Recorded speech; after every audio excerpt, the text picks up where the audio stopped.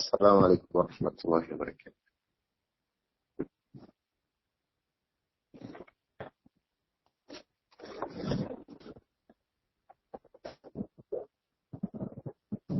السلام عليكم ورحمة الله وبركاته.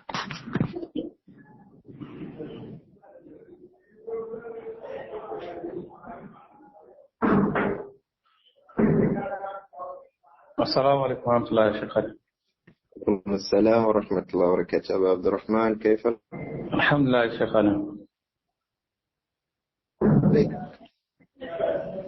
نعم يا سيد. تسمعني أبو عبد الرحمن؟ نعم يا شيخ. السلام عليكم. وعليكم السلام ورحمة الله وبركاته. We are set, sir. You can continue the class. Can you hear? نعم, I can hear you, sir. No.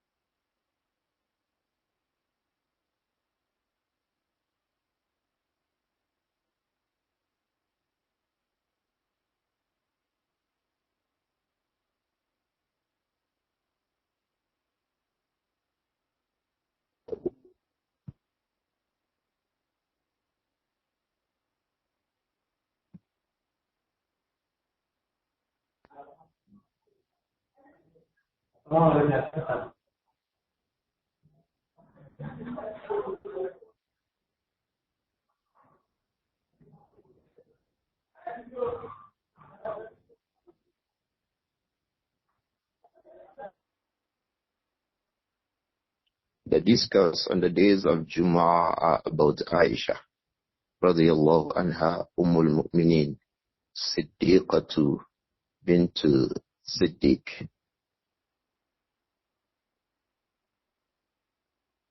Ibillah, the beloved one of the Messenger alayhi salatu wasalam. The one that Allah loves is Rasulullah alayhi salatu wasalam.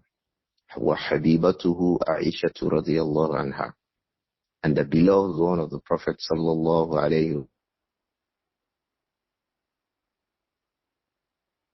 in some of the virtues that have been mentioned by those who were near her.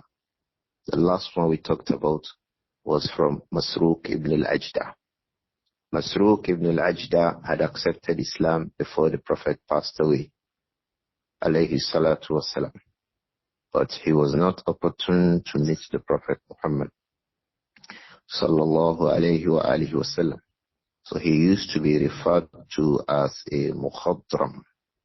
Mukhadramun, one of whom is called mukhadram.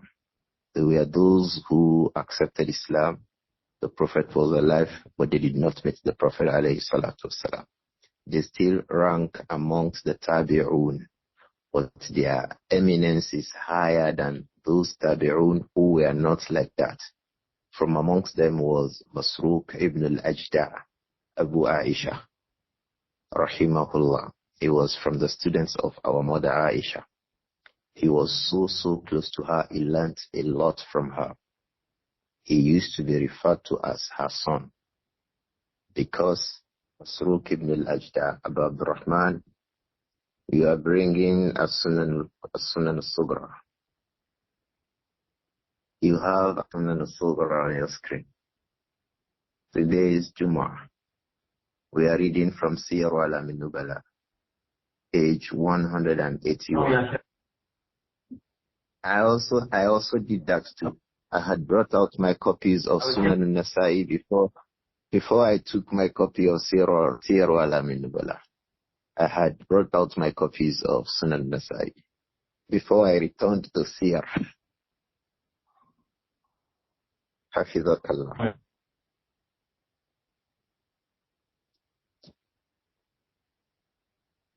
We are on page 181 from the book Siyar A'alām An-Nubala by Imām Al-Hafiz Al-Dhahabi rahimahullah, Shamsuddin Abu Abdullah. We are on the print of Mu'assasatul Risala, which has the forward, the Muqaddimah of Dr. Bashar Awad Ma'ruf. We are on page 181, where Masruq ibn al-Ajda', who was a mukhadram and a student of Āishah, he spoke about Āishah radiyallahu anha. Ali ibn al-Aqmar said, كان مسروق إذا حدث عن عائشة رضي الله عنها قال, that Masruq ibn al-Ajda', Abu Āishah, we recall that Masruq ibn al-Ajda' used to be referred to as the son of Āishah, Ummul Mu'minin, because he was from those who took the breast milk from Asma bint Abi Bakr as-Siddiq, so that they have access to Āishah as their maternal aunt by frustrage. Maternal aunt by frustrage. So they were, from them was Masruq ibn al-Ajda'. So Āishah was like, or was an aunt to Masruq by frustrage. And that was why when he married and gave birth to a child, he named that girl Āishah. So Masruq used to be called Abu Āishah. Rahimahullah. He learned a lot from our mother Āishah. And he was well known amongst the scholars in his time, from those who paid a lot of attention to Talabul Ilm. Al-Imam Amir al-Sha'bi was an elder amongst the Tabi'un. He was used to saying that ما علمت أن أحدا كان أطلب للعلم في الأفق من الآفاق من مسروق. ما علمت أن, I do not know anyone who traveled far and wide seeking knowledge than Masruq. Masruq traveled all around the Muslim world meeting the scholars. As close as Masruq was to Āishah radiyallahu anha, he was still amongst the closest students of Abdullah ibn Mas'ud. And Abdullah ibn Mas'ud lived in Kufa. Look at the distance between Medina and Kufa. That shows that Masruq was a person who went around, as Amir al-Sha'bi said, rahimahullah. ما علمت أن أحدا كان أطلب للعلم في الأفق في أفق من الآفاق. There was not any part of the world, any region of the world that anyone went to seek knowledge. I don't know anybody who went around seeking knowledge like that. In Masruq, like Masruq ibn al-Ajda'. He was well known for Talabul Ilm, rahimahullah. So Masruq ibn al-Ajda', he said, it was said of him that إذا حدث عن Āishah, whenever he is reporting a hadith from Āishah, qala, he would say, حدثتني الصديقة بنت الصديق. صديقة بنت الصديق حدثتني, narrated this hadith to me. Siddiq is who? Āishah. Siddiq is who? Abu Bakr. حدثتني, was the one who narrated that hadith to me. Habibatu Habibillah, the beloved one of the beloved of Allah. That is saying that Āishah was the beloved of the Prophet Muhammad sallallahu alayhi wa sallam. Then Masruq will say about Āishah, al-mubarra'atu min fawqi sab'i samawat,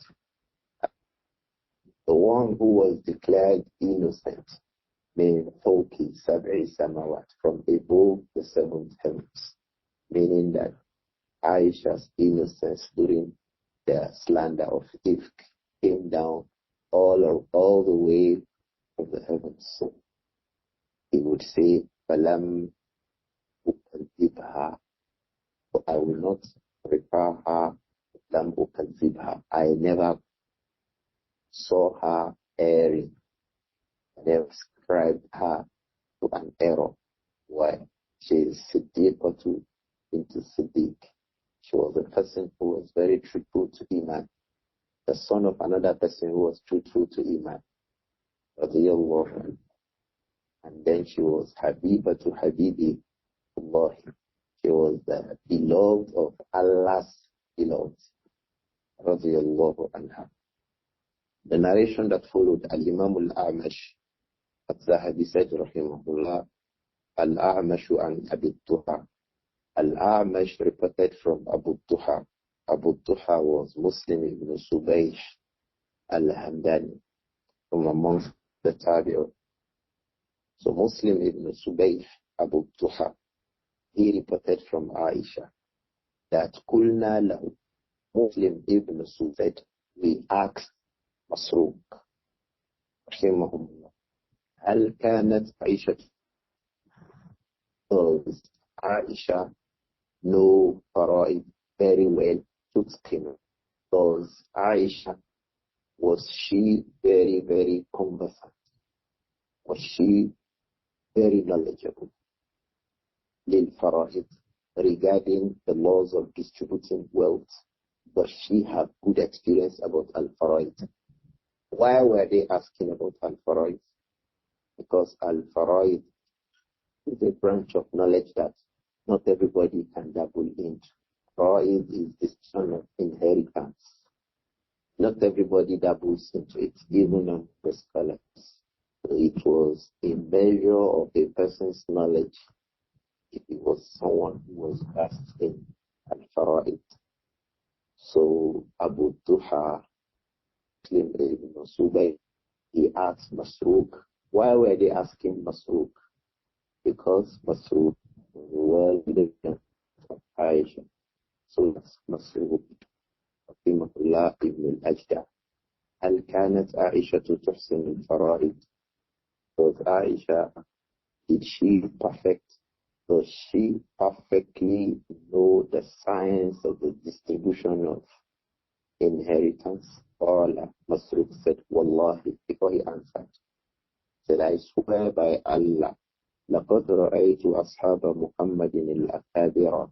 I have seen it with my eyes, أصحاب رسول الله, the companions of the Prophet Muhammad sallallahu alayhi wa sallam, al-akabir, the elderly ones amongst the companions.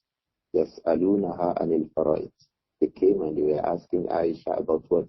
Al-fara'id. What does that mean? It means كانت تتقن الفرائض. It means Āishah radiyallahu anha كانت تتقن الفرائض. The person who has very deep knowledge about inheritance. Then Imām Ibn Qudama, you see Imam Ibn Qudama al-Maqdisi, that big scholar from amongst the scholars of the madhab of Imam Abu Abdullah Ahmad ibn Hanbal, who wrote that book Al-Mughni, would have been hearing the book Al-Mughni al-Mughni. The author was Ibn Qudama. Ibn Qudama was from the students of Imām Adh-Dhahabi.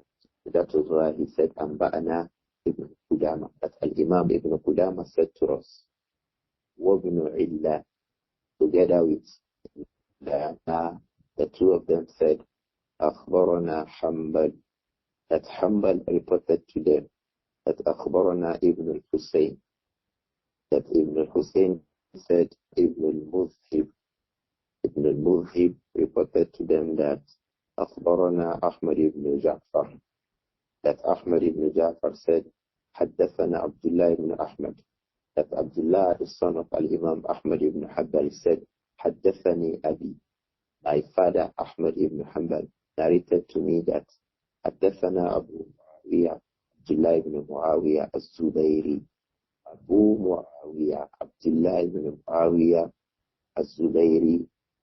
This person, Abdullah ibn Muawiyah az-Zubayri, rahimahullah, he was from the grandchildren of Zubayr.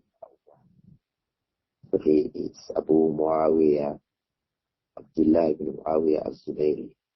He said, Qadma alayna Makkah. This person came to Makkah. Imam Ahmad said, this person came to Makkah. Qadima alayna yani bi Makkah. This person came to us in Makkah. Who? Az-Zubayri, Abu Muawiyah az-Zubayri, who was from the descendants of Ahmad ibn from the descendants of Zubayr ibn Awwam. He came to Makkah and narrated to us that Hisham had called Haddathana Hisham ibn Urwa. Hisham, the son of Urwa ibn Zubayr, said to them, كان عروة يقول لعائشة رضي الله. I'm sure we remember Urwa ibn Zubayr. Urwa ibn Zubayr is the younger brother of Abdullah ibn Zubayr. They both grew up in the house of Āishah, both Abdullah and Urwa. So Urwa is now reporting from his own maternal aunt, Khala. Who was that? Āishah, radiyallahu anha. كان عروة يقول لعائشة. Urwa, my father, Hisham said, Urwa, my father, would say to Āishah, Ya ummata, O my mother, la a'jabu min fiqhiki. I am not astonished about your deep knowledge of fiqh. La a'jabu min fiqhiki. I'm not surprised, not astonished that you have a sound knowledge of fiqh. Why? Aqul, I would say, Zawjatu Nabiyillah. After all, you are the wife of the Prophet. You are the wife of the Messenger of Allah. So you should know fiqh. There's a point of benefit here. The wife of a learned person should not be found wanting in the knowledge, basic knowledge of the religion. Urwa ibn Zubayr said, La a'jabu min fiqhiki ya Āishah. Oh, my aunt, I will not be surprised about your deep knowledge of fiqh. Why? I would say, Zawjatu Nabiyillah, after all, she's the wife of a prophet, meaning that the wife of a prophet should know fiqh. So the wife of a learned person should know the basic things about religion. Ikhwa, Sheikh, Ustaz, Fadila to Sheikh. Create time to teach your wives at home. Don't let it be that you are making da'wah everywhere. You are going about everywhere. You are doing lessons every day. You are reading books everywhere, teaching Nahu, Sarfu, Arabiya, Hadith, Fiqh.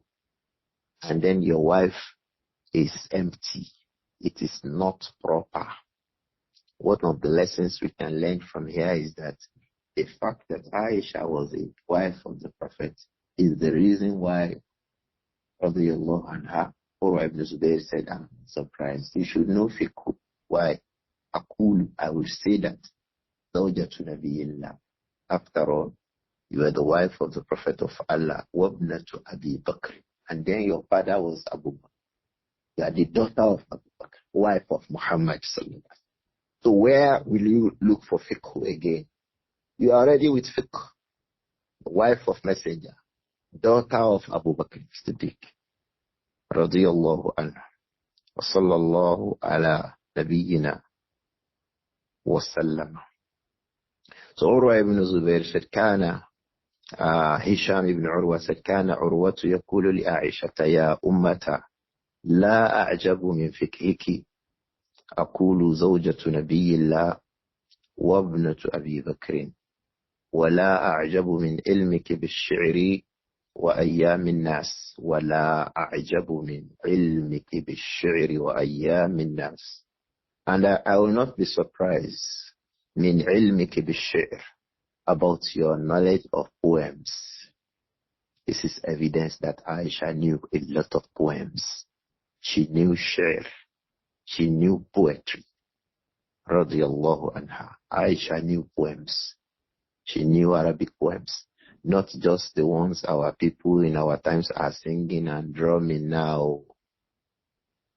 Poetry of the days of Islam, of the days of before Islam.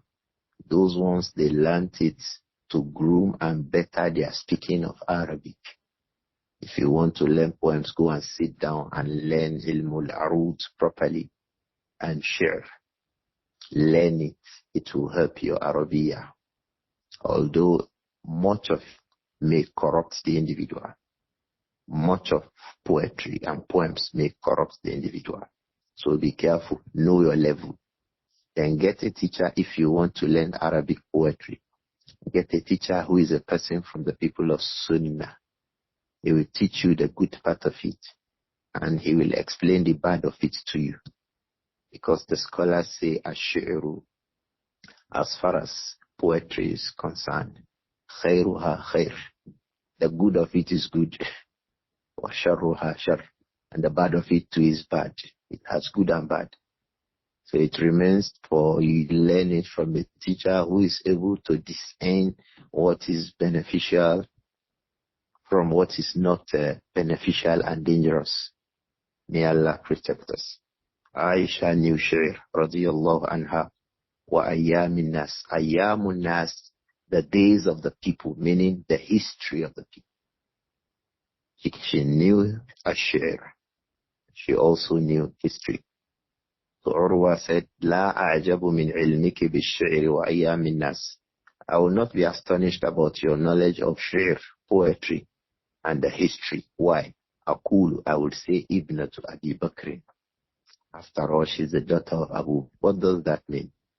Abu Bakr was very vast in shi'r and the history of the people. Aqulu Ibnatu Abi Bakr. Wa kana a'lam an-nas. And Abu Bakr as-Siddiq was from amongst the most knowledgeable amongst the people. This is a serious refutation for the Shia.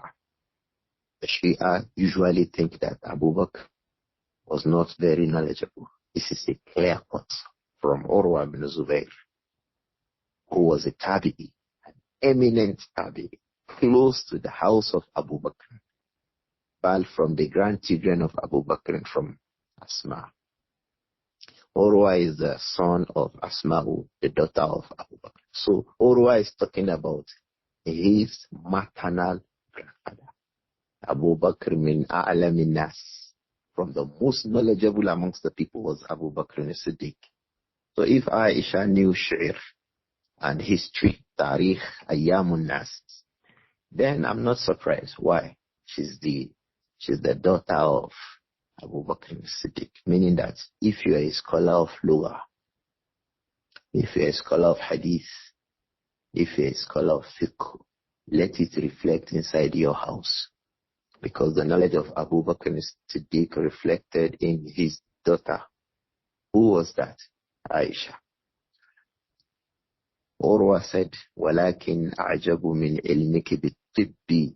What will astonish me is عِلْمُكِ بِالطِّبِّ, your knowledge of medicine. كَيْفَ هُوَ وَمِنْ أَيْنَ هُوَ. How come you came about that knowledge? Woman A, from where did you become so knowledgeable about Tib Wama Hua? What was it? How was it? From where? How come, O Āishah, did you become so knowledgeable about Tib? Medicine. If someone was ill, if you go to Āishah, she will tell you what you do. Get this leaf, mix it together, you get cured. Get this, get that, take this, take that. Āishah radiyallahu anha. Ikhwa, there's a point of benefit here. This means that the marriage of Āishah to Prophet Muhammad sallallahu alayhi wa sallam at that very early age did not prevent her from learning. It showed that, yes, she was married to the Prophet at age 9 radiyallahu anha. But it did not prevent her from learning. Look at what Urwa ibn Zubayr is talking about.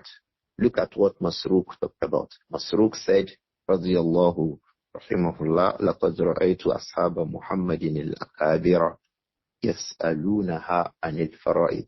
I saw the elders amongst the companions of the Prophet sallallahu alayhi wa sallam asking Āishah about ilmul fara'id, the science of the distribution of inherited property.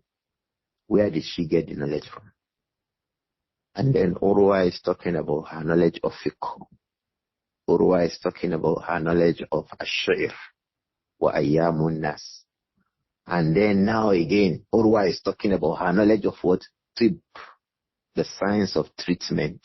That is the meaning of tib. That is why a doctor is called tabib. The science of treatment is tib. Urwa ibn Zubayr said, وَلَكِنْ أَعْجَبُ مِنْ عِلْمِكِ بِالطِّبِّ. I am astonished about your knowledge of medicine. كَيْفَ هُوَ. How come? وَمِنْ أَيْنَ. From where? How? Mahua. What is it? How come?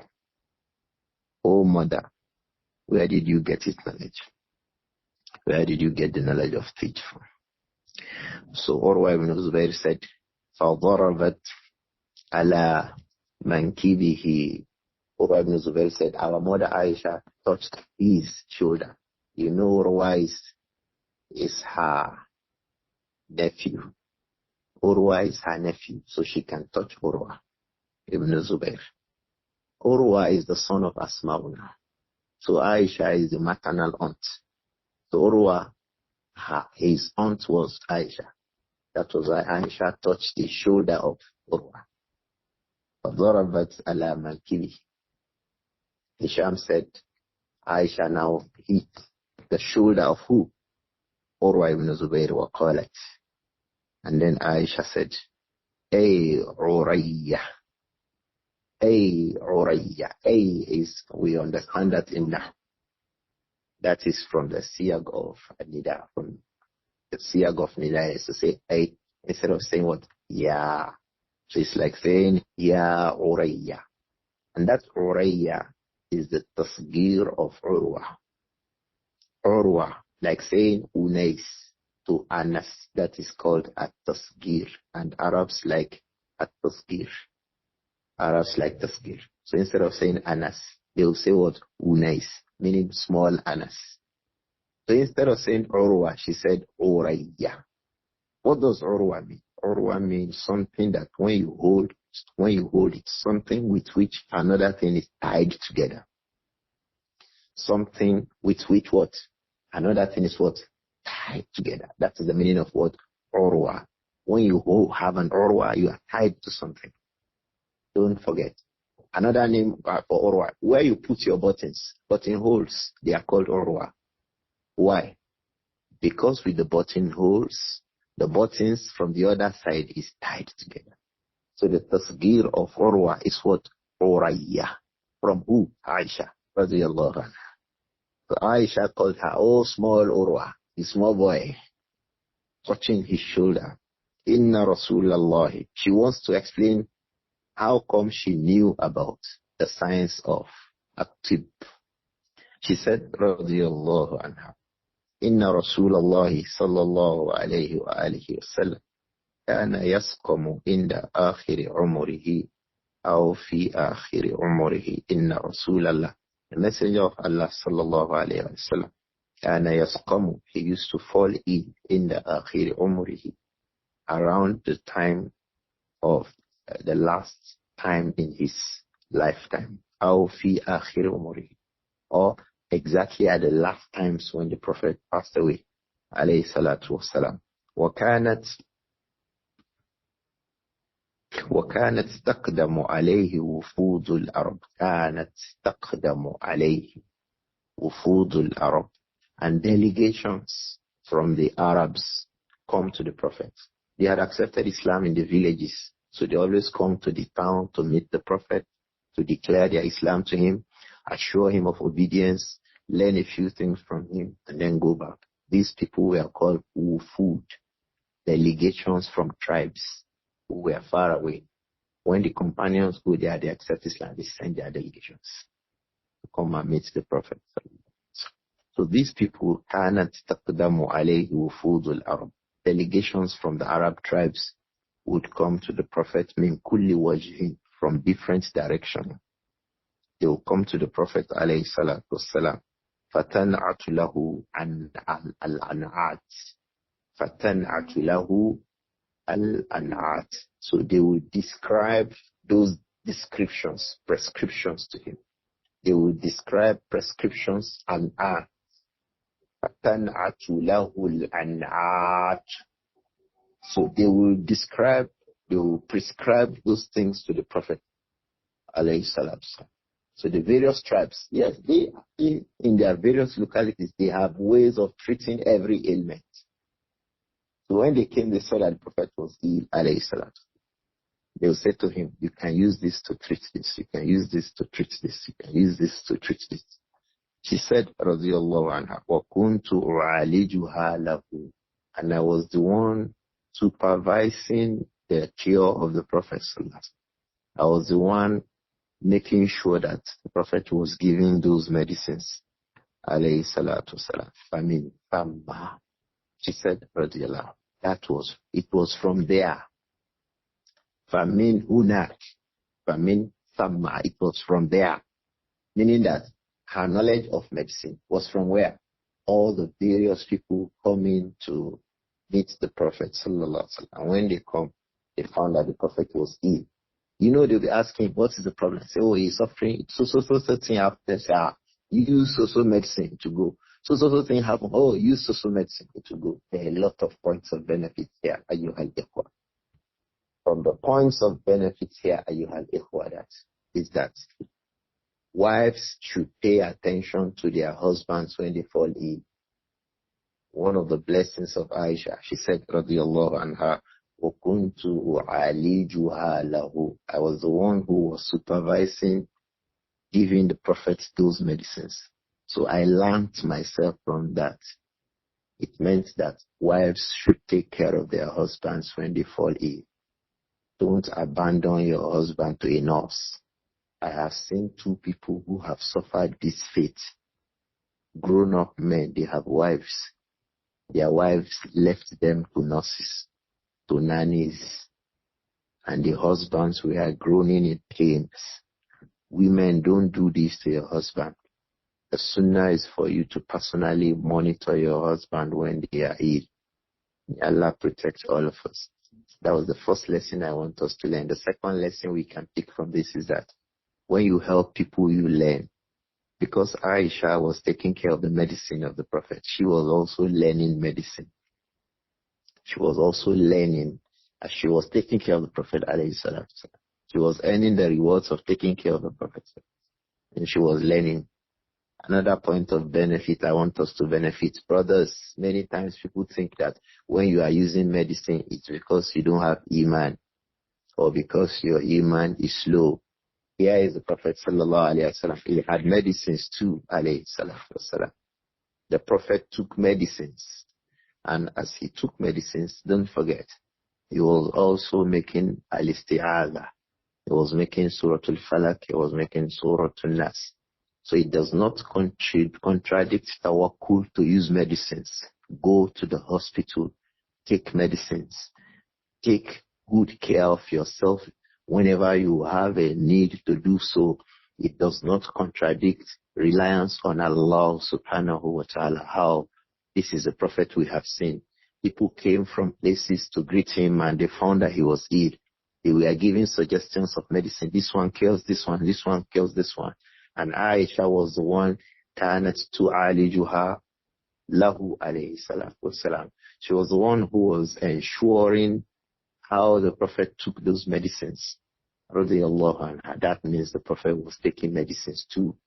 You can't rely on Allah more than the Prophet Muhammad alayhi salatu wasalam. So going to hospital to take medicines does not contradict tawakkul. Please let us get our brothers to know this.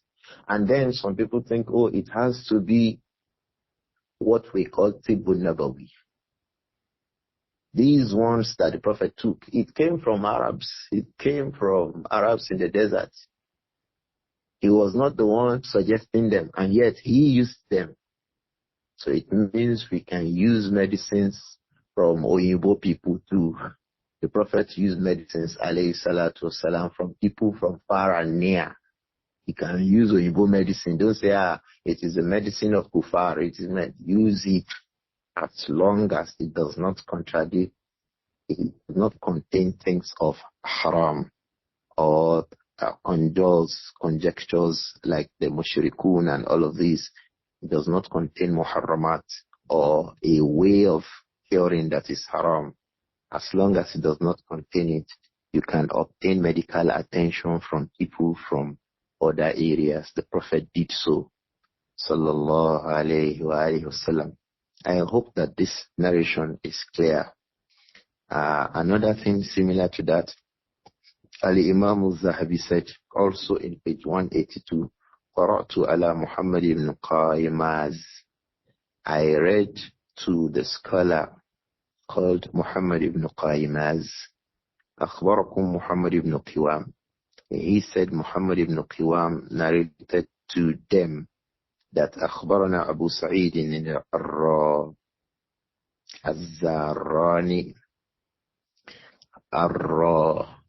الراني, that is الراراني.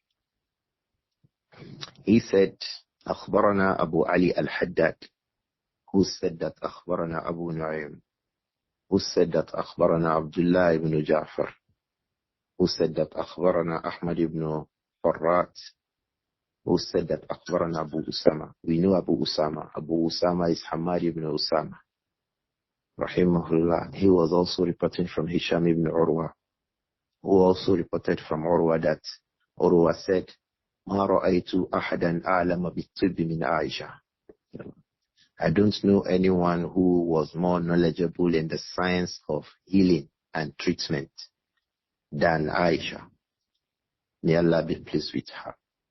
ما رأيت أحدا أعلم بالطب من عائشة. I don't know any person who was more knowledgeable in the science of treatment. Tibbu was also from the specializations of our mother Aisha. So you can have our young girls as Muslims going to learn tib, going to learn the act of treatment, medicine. Although learning medicine today in our present day world is full of a lot of things that are haram. Most of the times they mix with opposite sex, go back, move, go forth, backwards, lecturer, this, that. Don't wear hijab, wear hijab. These are the things that our sisters struggle with in the medical school. May Allah protect them. They must pay attention to it as much as they can remove themselves from those things that are haram.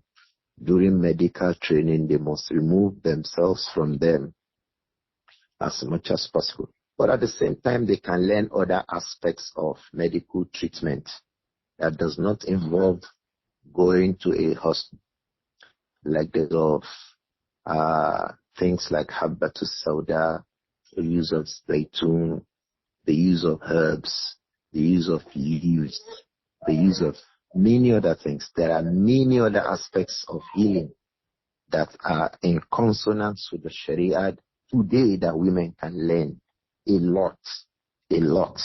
There are sisters we know that almost anything that was wrong with somebody, they have some, take this leaf, add this one to it, and by the mercy of Allah, the person will be healed. So women can pay attention to this too. It's not just all about going to the medical school. Allah protect us. So Aisha radiallahu anha, Urwa ibn Zubair said, ما رأيت أحدا أعلم بالطب من عائشة رضي الله عنها. I never saw anyone who was more knowledgeable about the science of treatment, medicine, than Aisha radiallahu anha. فقلت يا خالة. So I said to her, oh my aunt, ممن تعلمت الطب. From who did you learn this medicine?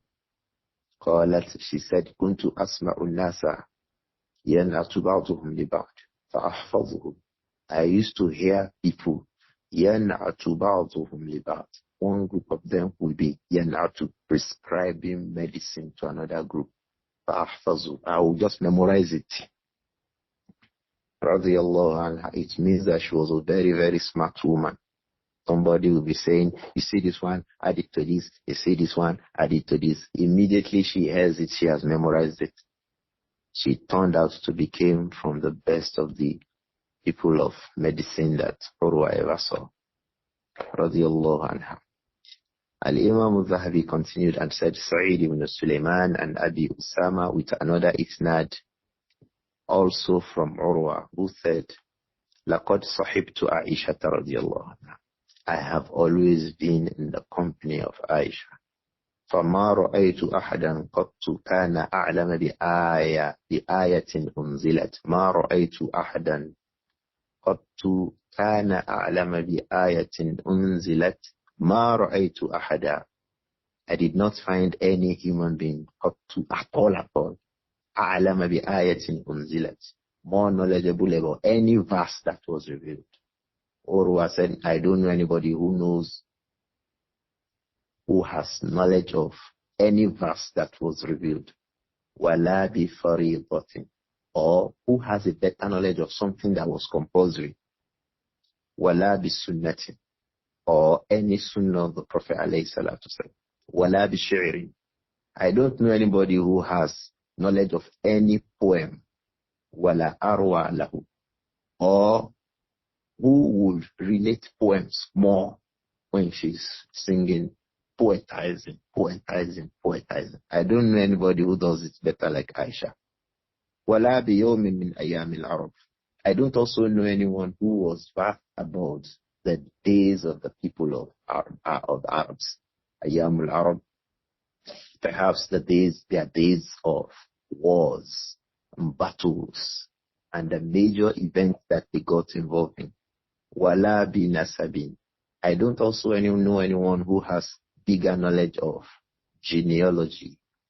Wala bi kaza, wala bi kaza. Urwa began to say, I don't know anybody who knows so and so. I don't know anybody who knows so and so.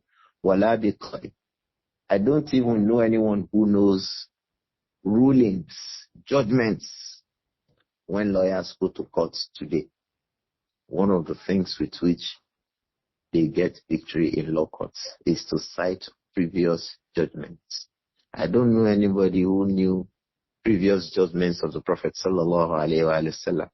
Wala tibbin, I don't also know anybody who knows the science of medicine, minha, than Āishah. All these branches, Āishah was superior. She knew the verses of the Quran. She knew the legislations. She knew the sunan. She knew the shaykh. She could say fiqh. She could reach.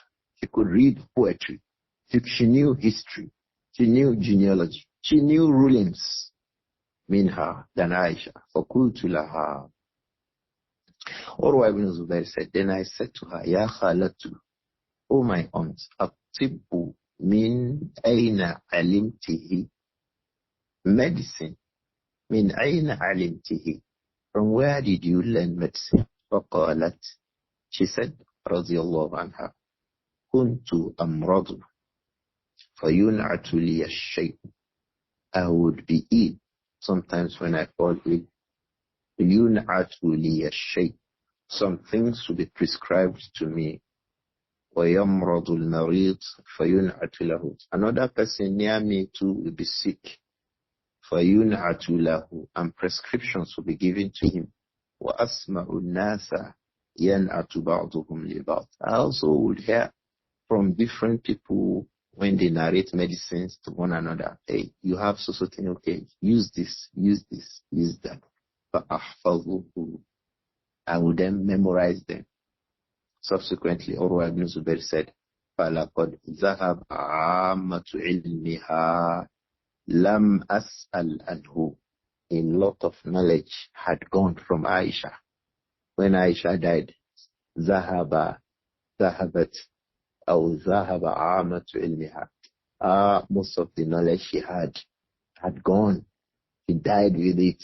لَمْ أَسْأَلْ عَنْهُ, I did not ask her about it. I would have been asking, but even the ones that I had known are enough.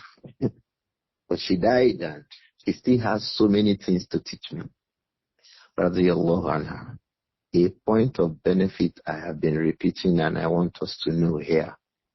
The marriage of Āishah to the Prophet sallallahu alayhi wa sallam was a blessing for her. And a major index of that blessing was knowledge. She learned a lot of things from the Prophet, or from her being a wife of the Prophet. She learned a lot from the Prophet for the fact that she was a wife of the Prophet. She witnessed a lot of things, and for the fact that she was a daughter of Abu Bakr as-Siddiq. So she gathered a lot of knowledge. Radiyallahu anha. So marriage does not stop a woman from learning. This is the point. Many people say once you marry, your education will stop. Who is that will stop the education? Who? Knowledge continued for Āishah. In fact, she gained much more knowledgeable.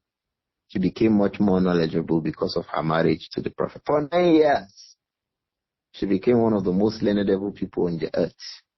And like Al-Imām Adh-Dhahabi would say that, I don't know any woman in the world who was ever knowledgeable than Āishah. Imām Adh-Dhahabi considers Āishah as the most knowledgeable woman who stepped on the surface of the earth. And the means to that was her marriage. For the sake of Allah, marriage does not stop a woman from being knowledgeable. It depends on the man you people marry that young girl to. If you marry her to someone who is righteous and balanced in his thinking, marriage is not a problem as far as a young girl is concerned. I think it is convenient for us to stop here, inshallah, about the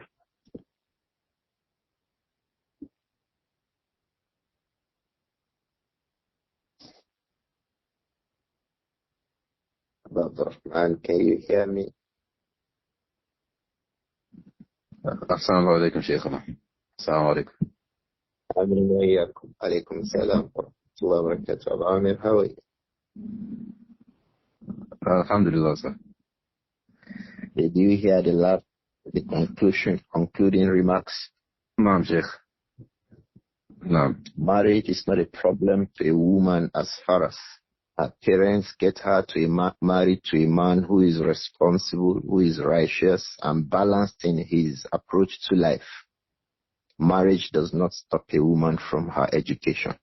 That is what the entirety of the life of Āishah would show.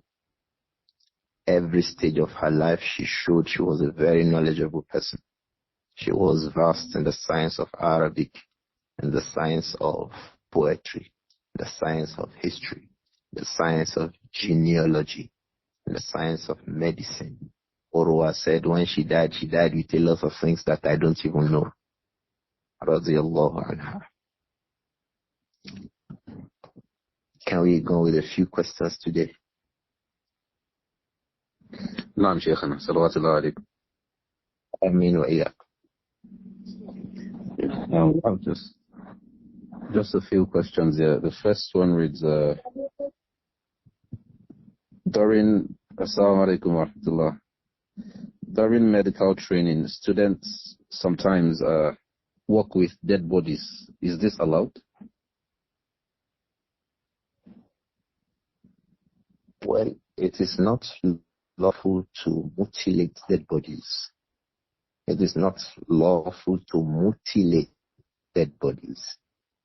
So if it is about mutilation, it's not lawful. But what medical students do is not mutilation. As I understand what they do, they don't mutilate. They specifically look at what they want to do it in that part of the body, and then they close up the body. Even though we can say that a better thing for them is to look for options, especially in this day of artificial intelligence and a high level of photography. Many of the scholars have allowed that photographs are allowed in medical school. So a lot of photography, videoing, and use of artificial intelligence will make them reduce having to tear up dead bodies for the purposes of learning, because they are using it because of darura. And in darura, when there are alternatives, we don't resort to the qaida of darura. When we say that ad-darura tutubihul mahdurat, that darura makes out things that are not allowed. That will be when we don't find an alternative except that unlawful thing. It's lawful. But if it were made lawful because of cases of darura,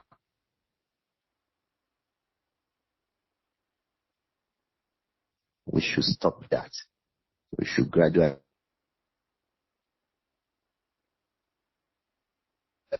Allahu A'lam. نعم شيخنا جزاكم الله خير.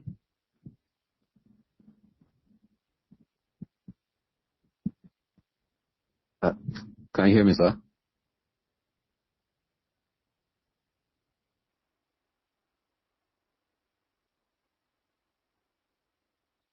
Assalamu alaikum, Sheikh.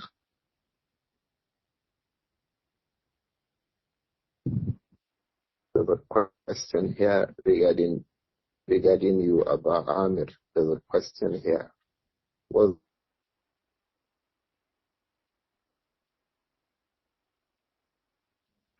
Assalamu alaikum, sir.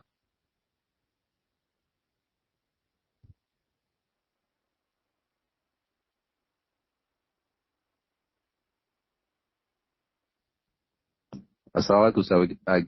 We can't hear you, sir.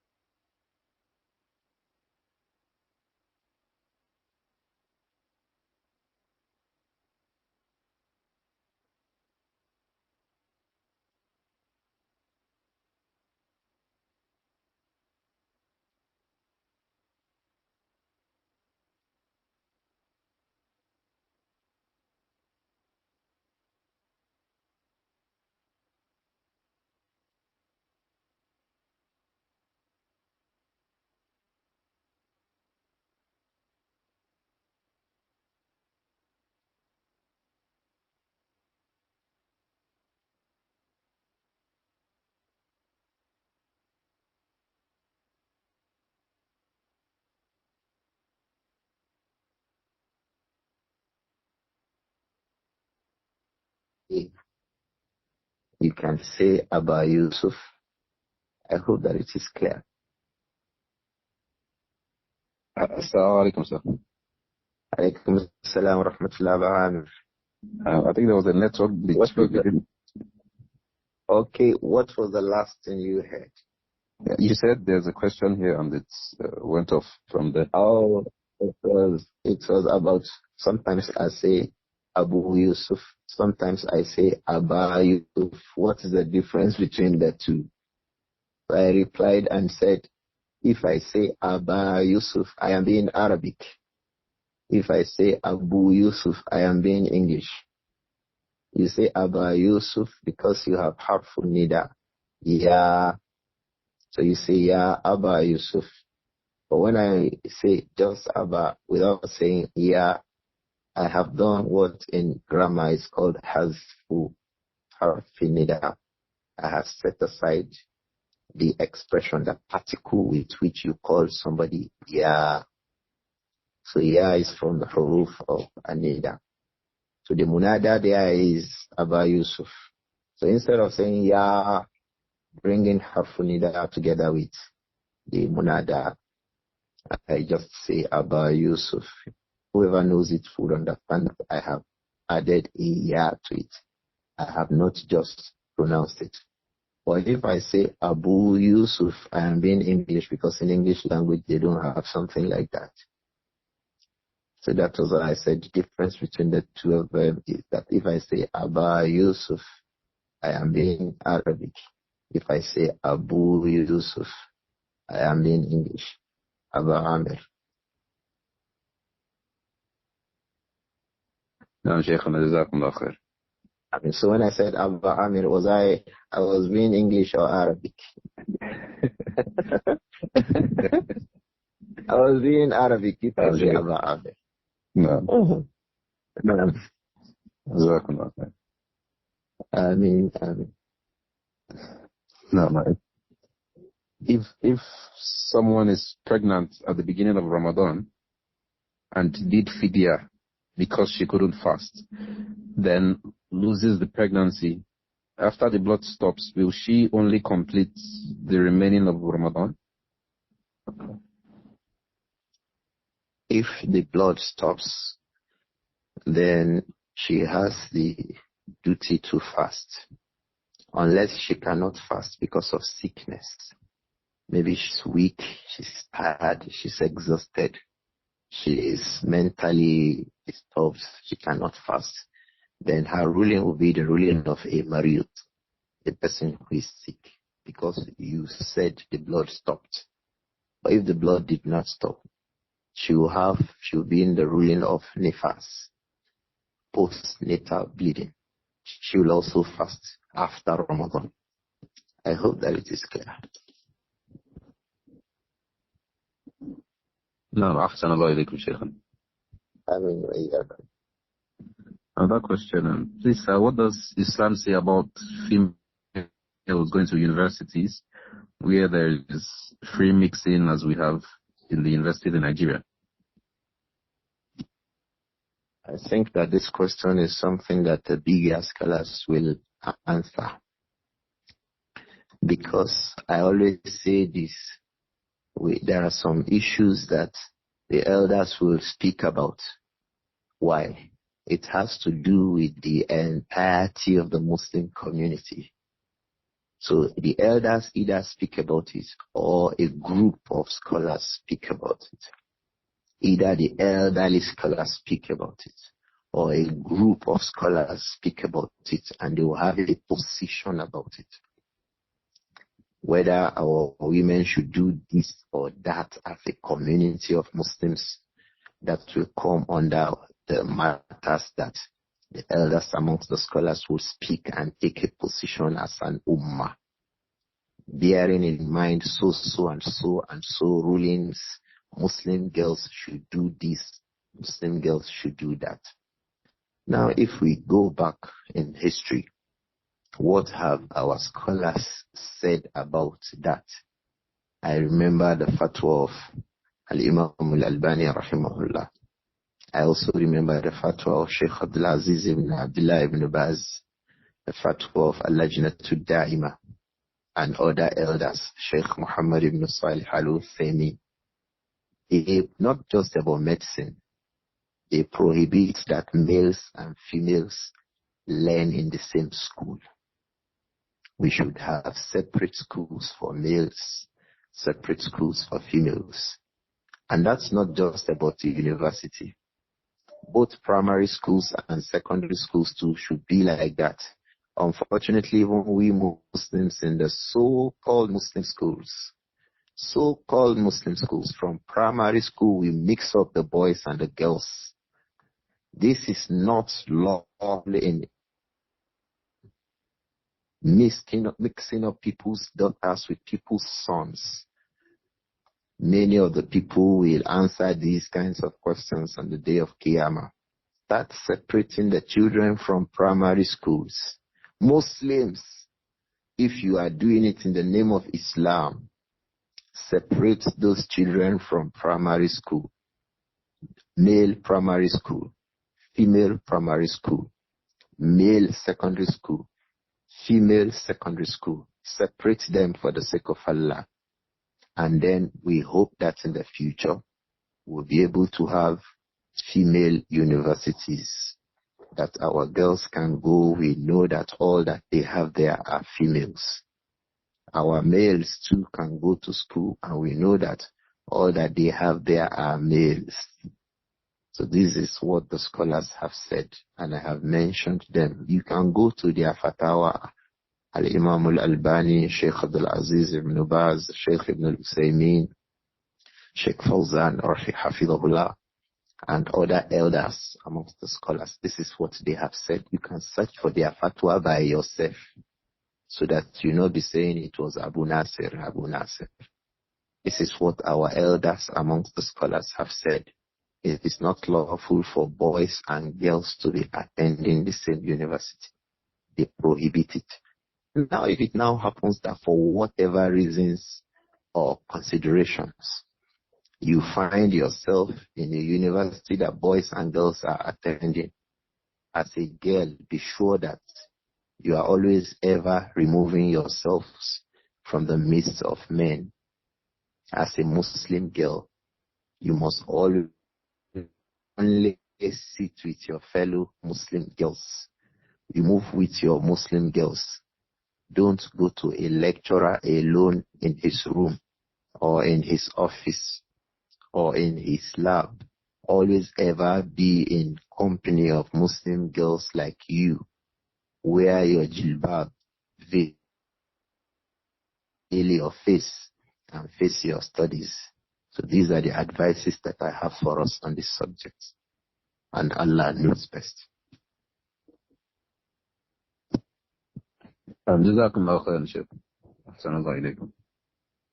Ameen, ameen, ameen. The question here, I missed I missed 6 days of Ramadan, and I feed 6 fasting people in one day to pay back. So I can do my Shawwal immediately after Ramadan to avoid having to pay back 6 and 6, that's 12 at once. Is this correct? Please, can you come again, Abu Amir? No, I missed, the question reads, I missed 6 days of Ramadan. You missed 6 days of Ramadan. Hello? I can't hear you.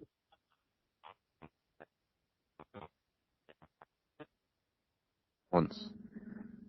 Yeah, can you? Correct. I can hear now. I can hear now. He missed 6 days of Ramadan. No, I missed 6 days of Ramadan. Then I fed 6 fasting people in one day to pay back. Did you miss it because of sickness? There was no, the reason wasn't stated, sir. No, it should be stated. Not every person who misses Ramadan has the same ruling. If you miss it because of traveling, you pay back, not that you feed a fasting person. If you miss it because of sickness, you pay back, not feeding a fasting person. If you miss it because of menstruation and postnatal bleeding, you pay back, not that you feed a fasting person. Those who feed fasting persons are 4: the elderly, male and female. And then the women who are breastfeeding, that breastfeeding becomes a trouble to them during fasting. Or women who are pregnant, and the pregnant itself is a trouble to them during fasting, to not allow them fast. In that circumstance, then they should feed a fasting poor Muslim in Ramadan. As for the rest of us, like the traveler, like the one in menstruation, like the one in nifas, and all others, they are due to pay back the fast after Ramadan. So it is not in every circumstance that you feed a fasting person in Ramadan. Abu Amir, I don't know whether that is clear. No, Shaykhana, it's clear. I mean, one to. Another question is, who are the awliya of Allah, and how does one become one of them?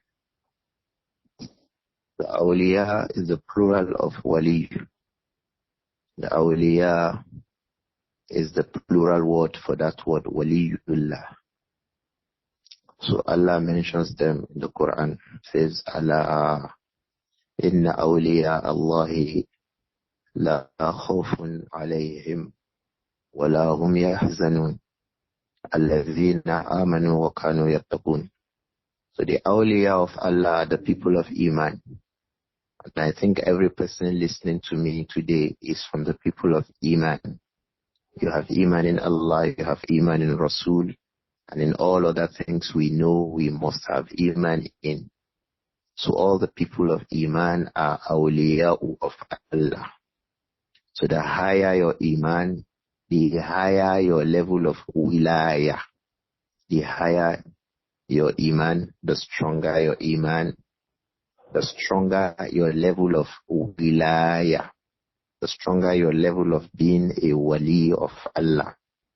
Because Iman rises. So when your Iman rises, your wilayah strengthens. Your being a wali is stronger.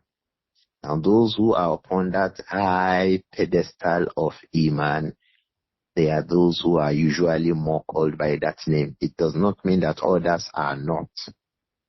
So meaning that the more you have Iman, the more you have taqwa, then the more your Iman. So if you want to be a wali of Allah, just be sure that you're a muttaqi.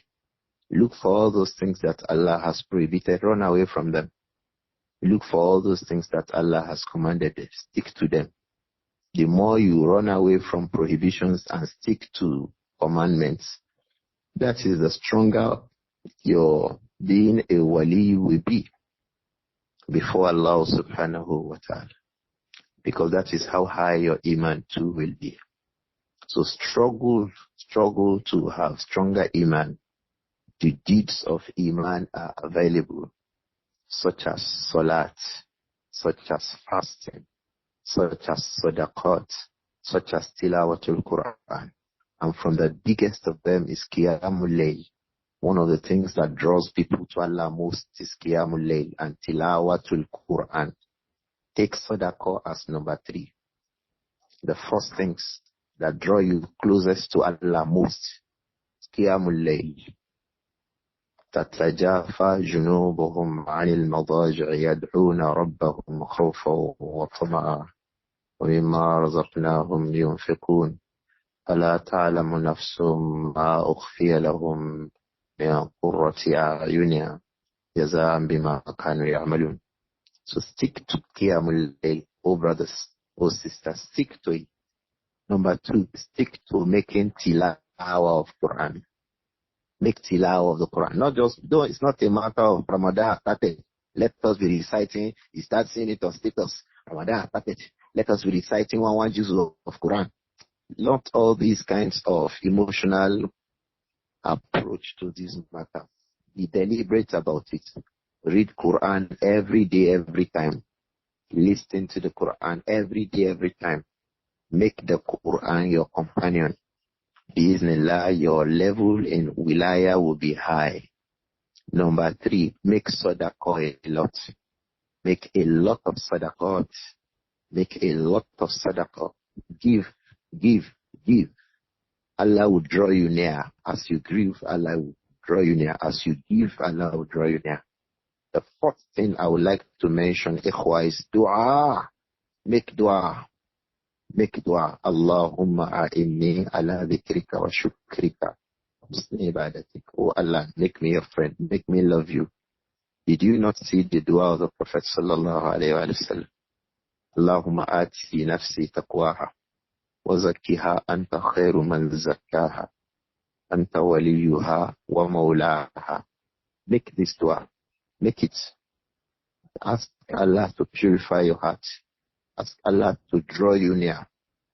The Prophet sallallahu alayhi wa sallam, he also used to make that dua that Ibn Umar reported for us, collected by Imām Ibn Sunni in Amalul Yawmi wal Layla, that the Prophet sallallahu alayhi wa sallam would always say, Allahumma qassim lana min khashiyatika ma tahulu bihi baynana wa bayna ma'asiyatik.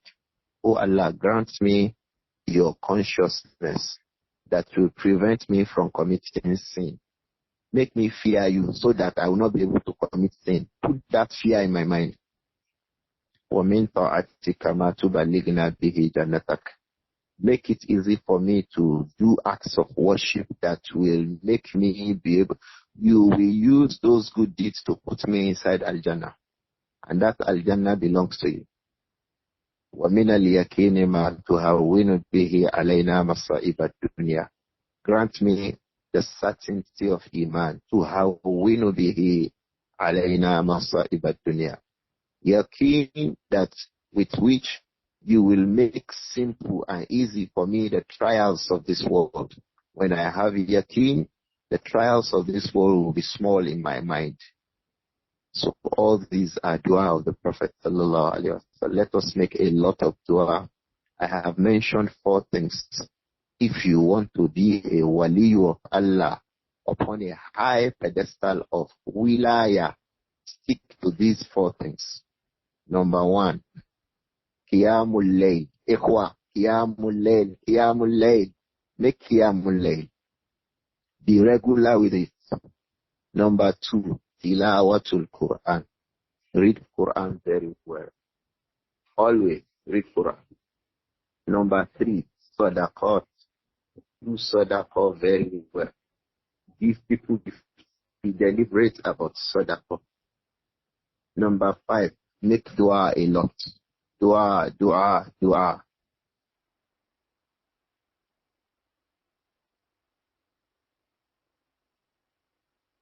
Dua. If you are a woman, should I your husband? If you are a woman, deliberately.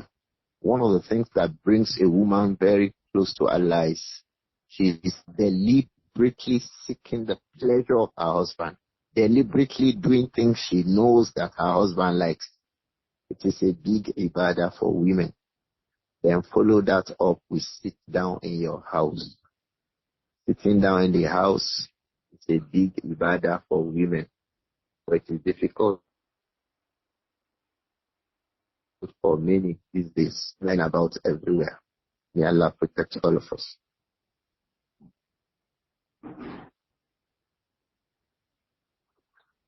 Amin. Jazakumullah khairan, Shaykhana. Amin wa antum. Another clarification for the question: is it? Assalamu alaikum, Shaykh. Is it valid to missed fast with intention of doing Sittu Shawwal as well? Some scholars allow it, but fast your missed fast and then fast Shawwal. Fast them differently. That one you don't have any problem. At the end of Ramadan, pay back your missed fast. When you finish, start your Shawwal. Is this clear? Shaykhana. Salawatullah alaykum. Amin wa iyyakum. There's a question here about Amir. No, Shaykh. This person says that she knows a sister that met with her husband in the early morning of Ramadan and said she had to feed a fasting person. And since then she has been avoiding her husband. Was that all? That is not, she has not even done anything.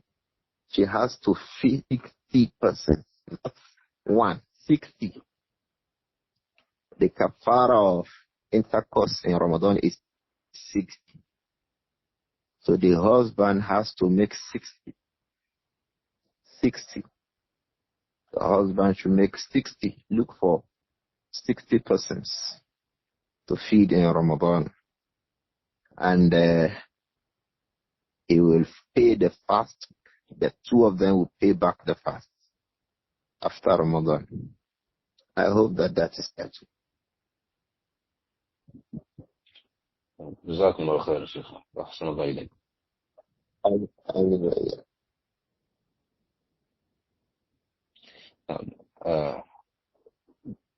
We also like that our wives be knowledgeable, like the Salaf, but they are most times busy with social media these days. Please, Shaykh, how do we address this? Do we completely seize their device? Because this might be difficult as it has become a means of getting information about school activities. The social media is a trial in our time. And I think when you are saying وَأَعُوذُ بِكَ مِنْ فِتْنَةِ الْمَحْيَا وَالْمَمَاتِ, it is from the fitna of al-mahya, the fitna of existence in our own times. And in my thinking, I think it is strongly from the muqaddimat of Dajjal. It's a big trial. Social media is a big fitna. Fitna does not necessarily mean something that is bad. It does not also mean something that is good. It is something that has good and bad, but easily people get bad from it. This is fitna. It's a big trial. A lot of people have become destroyed from social media.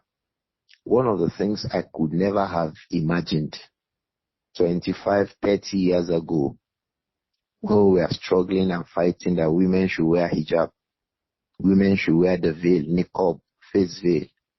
I will never ever imagine that there will be a time when women will wear a face veil and they will still be filming themselves for the public to see. Wallahi, I can't imagine it. Wallahi, I can't imagine it. 25, 30 years ago, when we were struggling, doing lectures, preaching, taking people to courts, going to courts, obtaining judgments that women must wear niqab in schools and in other places. I will never imagine that a time will come when the same Muslim covering the entirety of her body will be the same person appearing on YouTube, will be the same in TikTok, questioning her voice, speaking her voice, with sweet voice, asking people to comment. All these things that women now do, I can't imagine that Muslim women will do it.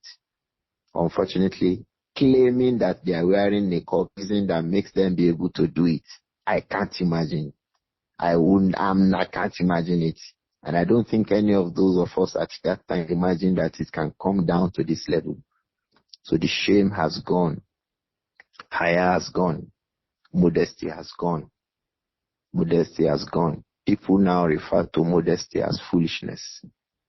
Allah understand. And one of the worst things times with the internet is mixing up with kuffar. Mix up with kuffar. Mix up with kuffar. And has prohibited us from it. Allah does fitna when we mix with kuffar. It says, وَالَّذِينَ كَفَرُوا بَعْضُهُمْ أَوْلِيَاءُ بَعْضٍ. The non-Muslims, the disbelievers are helpers. They are the collaborators. They are the helpers of themselves. إِلَّمْ تَعْلُوهُ. If you Muslims don't allow things to remain like that, تَكُنْ فِتْنَةٌ فِي الْأَرْضِ وَفَسَادٌ كَبِيرٌ أو وَفَسَادٌ. You would see fasadun kabir. You would see a lot of spoilage on the surface of the earth. Muslims now mix with non-Muslims such so that when a kafir dies, Muslims feel sorry for them. They want to start saying Rahimahullah to a kafir, an enemy of Allah. We have forgotten the example of Ibrahim alayhi salam that Allah told us about. لَقَدْ كَانَ لَكُمْ فِي إِبْرَاهِيمَ وَالَّذِي آمَنُوا مَعَهُ إِذْ قَالُوا لِقَوْمِهِمْ إِنَّا بُرَآءُ مِنْكُمْ وَمِمَّا تَعْبُدُونَ لَا بَيْنَنَا وَبَيْنَكُمُ الْعَدَاوَةَ وَالْبَغْضَاءَ. This is what should be between the people of Iman and Kufr. But today, the Muslims are behaving like they make them friends, they take their. Let me say this. I saw yesterday, it was very saddening. A Muslim was shown by an international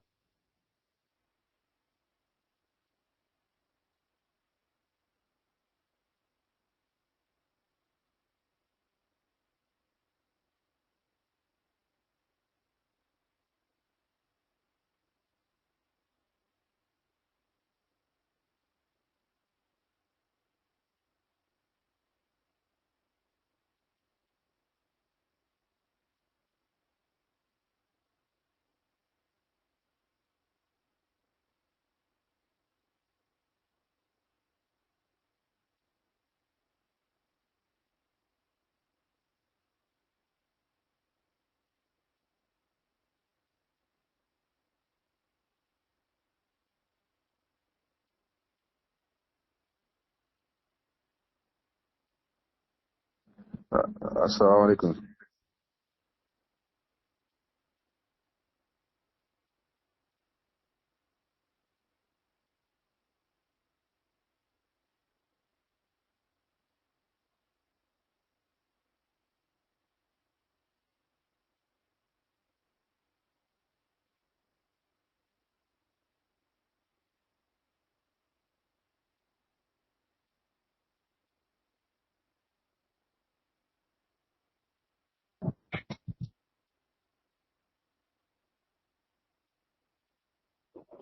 Assalamu alaikum. I am sure we will have gotten the response. There is a fitna for them.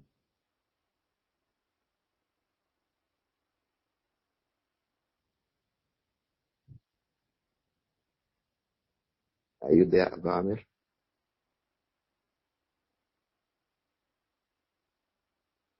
Oh, Assalamu alaikum, sir.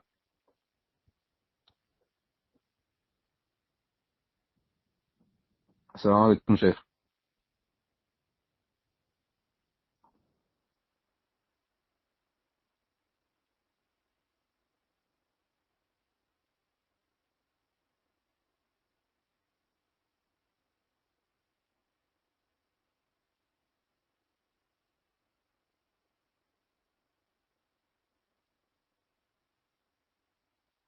Assalamu alaikum, sir.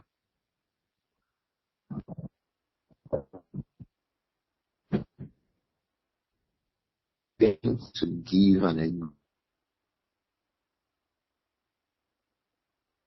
example of how bad it is for we Muslims to be.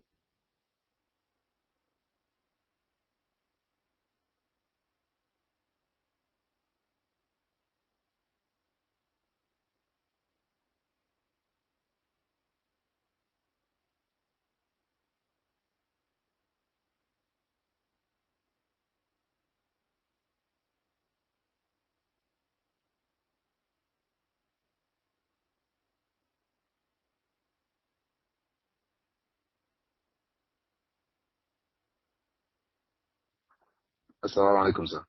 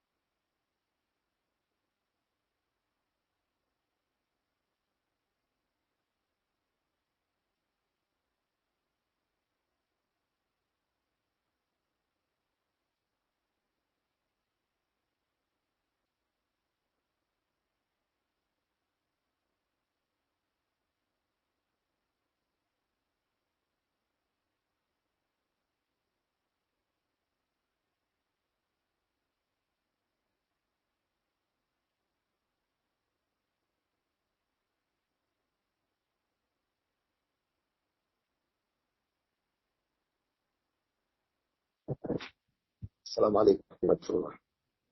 Wa alaikum assalam wa rahmatullahi wa barakatuh, Sheikh. Abu Amir, there was breakage. I was going to narrate an incident that I saw yesterday in the media. It was encouraging us to come for Hajj, to come for Umrah. And the brother was in Ihram. And he wants to drink Ma'uz Zamzam in front of the Kaaba in Masjid al-Haram. And he was drinking with his left hand. That was the man they want to show to us as an example, as a model of a good Muslim in the time of Ramadan. He is drinking Ma'uz Zamzam with the left hand. How is that, Abu Amir? This is from the way of non-Muslims. Unfortunately, Muslims too have taken it because we mix up a lot with non-Muslims. The man too had shaved all his beard. It's the way of the non-Muslims. The Prophet clearly, sallallahu alayhi wa sallam, told us about this.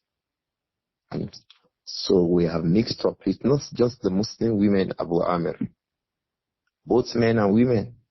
The mixing, free mixing with kuffar is much now because of the internet. Even the knowledgeable people, they get busy with internet. So if a knowledgeable person will get busy with the internet and forget himself, how about the one who is not knowledgeable? We all need to go back to the drawing boards about this issue of the social media especially.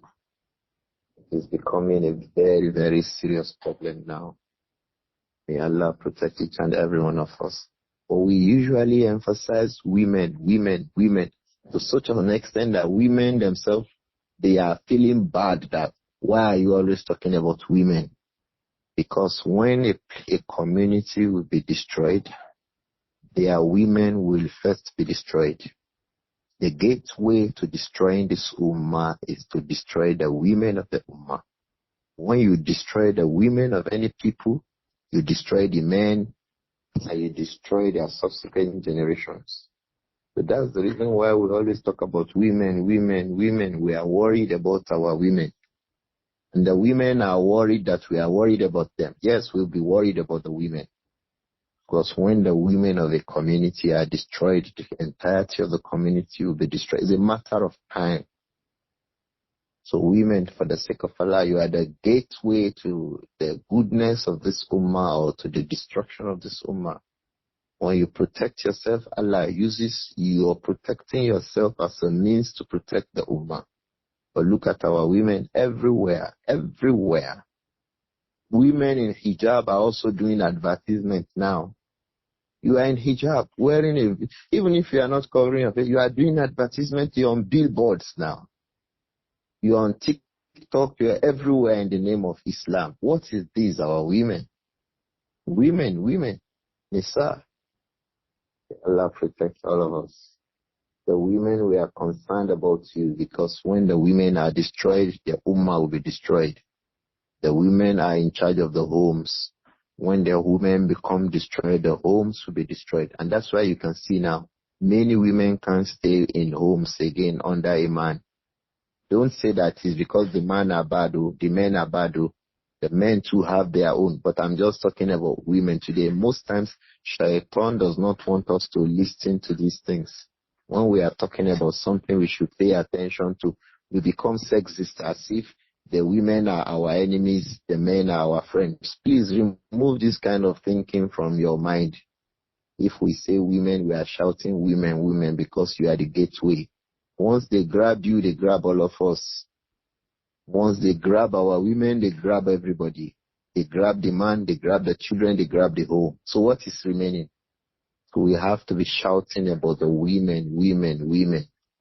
May Allah protect our women, our daughters, our mothers, make them from the people of Islam. Women, when you stand firm, it is easy for the rest of the community. Your children will stand firm. Your husband will stand firm. Women, be firm. May Allah keep our women firm. آمين. جزاكم الله خيرا شيخنا. آمين.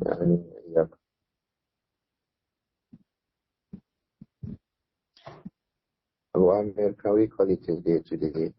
نعم شيخنا. جزاكم الله خيرا. صلوات الله عليكم. آمين وعليكم. The case you asked about last is a bit disturbing. May Allah forgive us and rectify our affairs. آمين. وأسأل الله السلامة والعافية. آمين وإياك. وعليكم السلام ورحمة الله وبركاته.